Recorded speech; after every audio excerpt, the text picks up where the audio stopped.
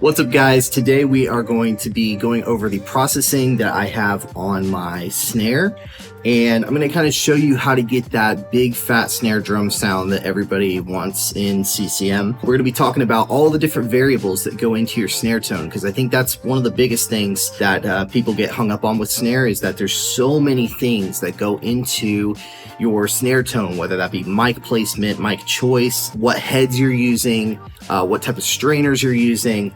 All those different things add up and will contribute to your snare tone. So today we are going to kind of go from the ground up, break it all down, and talk about how to get that sound. Even with maybe not a 14x8 brass snare, you can get a great snare tone for yourself.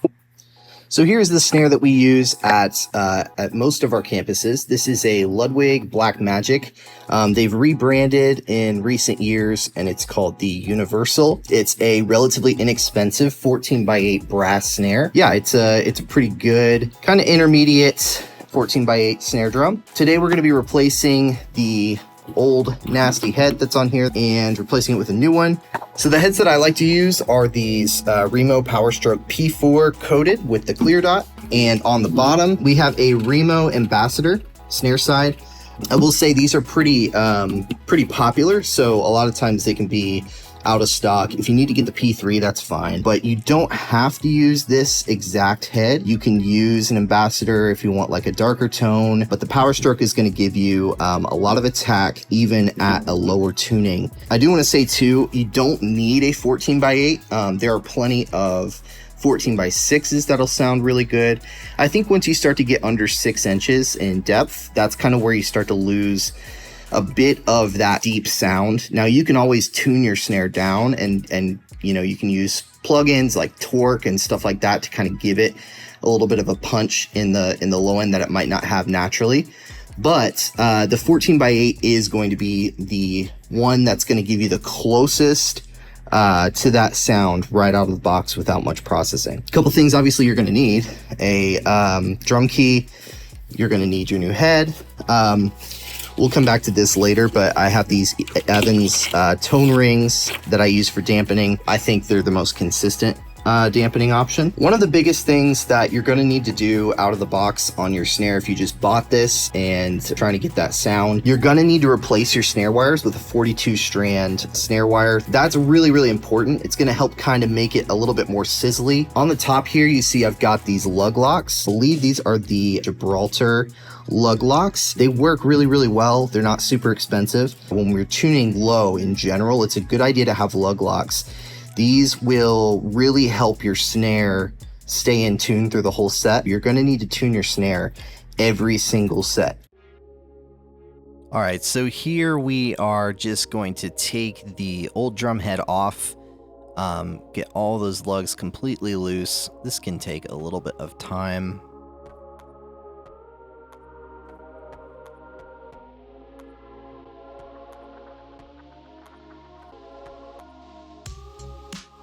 Just go ahead and put the hoop to the side, get that old drum head out of the way, dump out any gunk you may have accidentally gotten in there or has fallen in there from the old head. So I got the new head out and I'm lining up that crown with the top of the snare, and I'll kind of explain that a little bit later. And then here we're just lining up those lugs and getting them back rethreaded.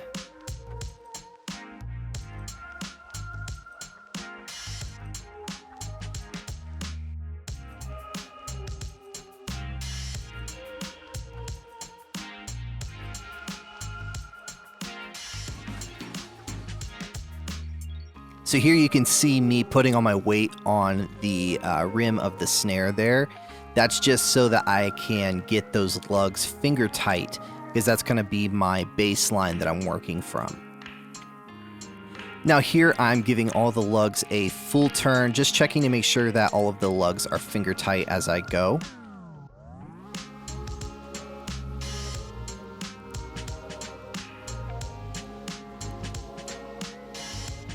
And then I'm going to go back through each one and give it another turn.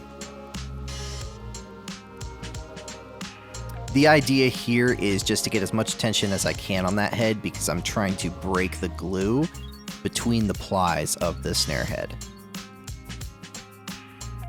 So here I'm going to take my shoes off. I've got the snare sitting on some carpet there, and I'm just going to put some pressure on that snare head and break the rest of the glue between the plies of the head. And now we're going to restart the entire process. So we're going to get everything loose, and then we're going to get it finger tight again, and then start tensioning up to the tuning that we actually want.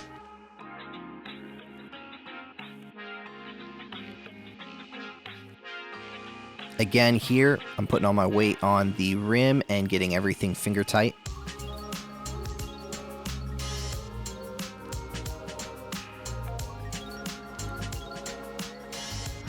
And then now I start with a half turn on all of the lugs. That's going to get me pretty close to the fundamental that I'm looking for. All right, so if you have one of these, they can be really helpful, especially if you're not super confident with tuning drums. This is a TuneBot. They're pretty handy.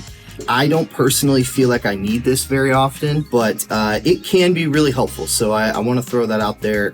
They're not super expensive, and if you're doing this all the time, it can really be a handy tool. You need to pay attention to what it actually sounds like and kind of take this as confirmation. TuneBots, they're really handy. So now we're going to go through and we're going to check the note at each lug and make sure it's kind of close. And then I'm actually going to strap the TuneBot on and see what it tells us is going on.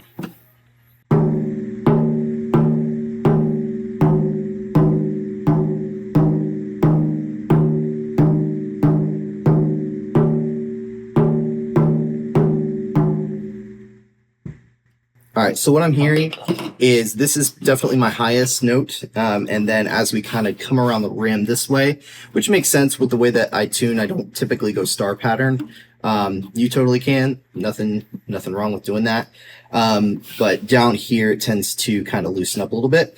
So I'm going to tighten across this plane right here, because it's probably these two lugs and these two lugs, and this direction is kind of loose. So I'm going to just give it a little tight. I don't want to go too far. I'm not even really going to go a full quarter turn on these. I'm just going to go just a little turn, probably like 1/8 of a turn.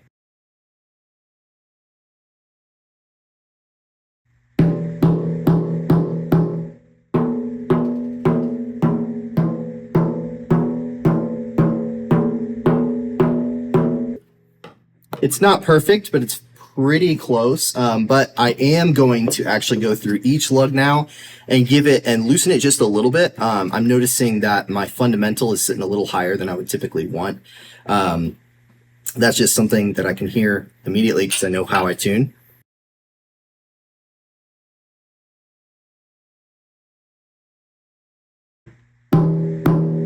That's much closer to what I typically go for. Before we go too much further, though, I actually want to flip this over and check my tuning on the bottom. I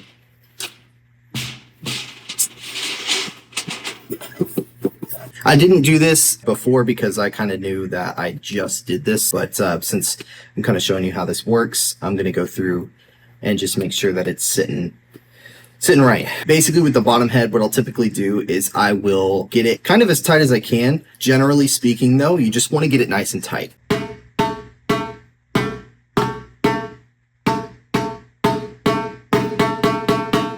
You can kind of hear what that sounds like across there.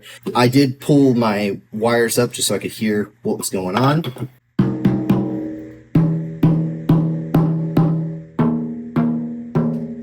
All right, let's strap the TuneBot on and see what it's giving us. So I'm going to put it in the triangle mode here, and it's going to tell us what the difference is between each lug. I'm going to hit this one first. All right, press triangle, and it sets the target frequency to 239 because that's the frequency I got on that lug. So it's telling me I'm 0.5 hertz sharp. So I'm going to loosen it slightly, very slightly. And now it's saying I'm 0.5 hertz too flat, so I went too far. Very, very minor adjustments. It says it's perfect. It says I'm sharp there. says I'm perfect now. Now this one still says I'm way off. This says I'm minus 4.5 hertz flat. I'm gonna give it an eighth of a turn. Probably not even a full eighth.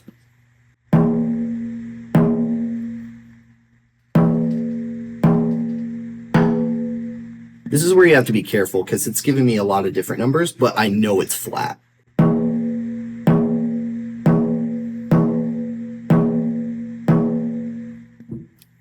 Okay.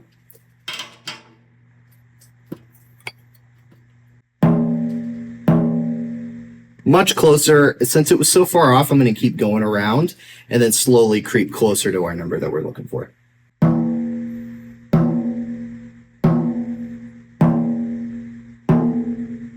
Now you probably can't see the screen, but I'm actually sitting now about 6 hertz higher than when I started on almost all of them.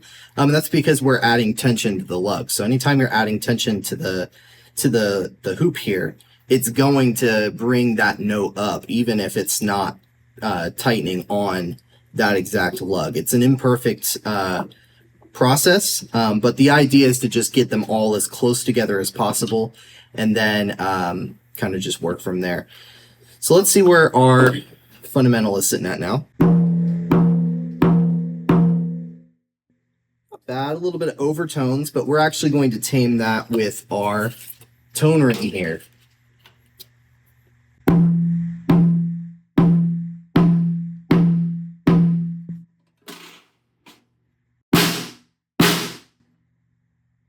Loosen those wires up a little bit. All right, so we're back out on stage on the drum riser and the cage here, and I'm gonna show you some of the other things that you need to consider here when you're dealing with your snare. So I have two Shure 545s, very similar to 57s. You can use 57s, it's not really gonna make too much of a difference there. And this is kind of how I have the mic. So this is the top mic, and it is sitting relatively flat. It's not super up at like an angle here. It's sitting pretty flat across the plane of the snare. And then the bottom mic here. So they're not perfect right now, but the idea is you want them both at an angle pointing towards the towards what they're capturing. I'm gonna put the snare down on the stand and try to show you what's going on here.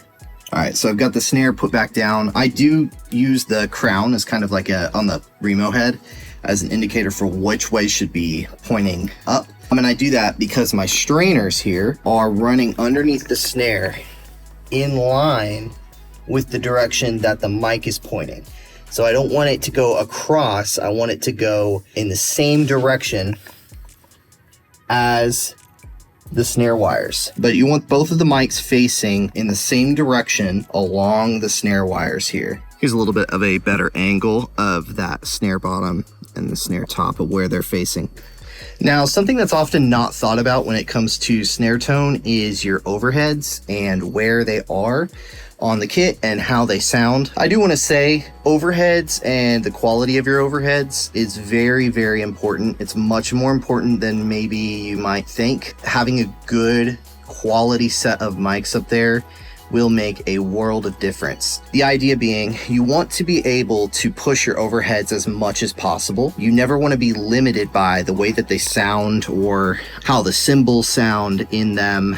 You don't want it to sound super harsh. The more you can turn up your overheads, in general, the better your kit is going to sound. A lot of my snare tone is actually coming from my overheads. If you've ever done any sort of recording, you'll know about like drum room mics, which are often placed like 20 feet away from the drum kit up in the ceiling somewhere. But when you blend them in with the kit, it really helps your kit come to life a lot. So that is something that will really help, is having great overheads and making sure that they're placed well. I use a phase triangle, so it's an equilateral triangle between this overhead, and the furthest lug on the snare closest to the kick drum. So on my snare top, I have an SSL channel doing this, taking some stuff out with these filters, using the gates, because the gates on the SSL channel sound really good. Adding some top here, taking a little bit of attack out, taking a little bit of that mid gunk out here in this first round of EQ, and then going into an 1176 that's not doing a ton. It is taking a few dB off.